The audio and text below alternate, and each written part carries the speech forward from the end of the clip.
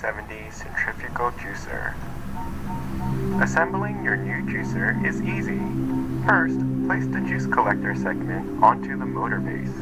Then seat the stainless steel filter into the collector, ensuring you press down firmly for a secure fit.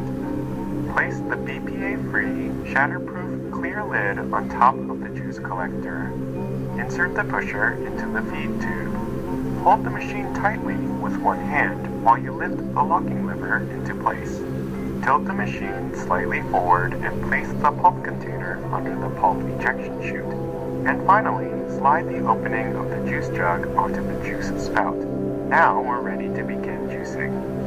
The JE70 juicer features a fine mesh stainless steel filter with 12 rows of razor-sharp teeth, which spin at 12,000 to 15,000 revolutions per minute to quickly and efficiently pulverize your fruits and vegetables to extract the most juice as fast as possible.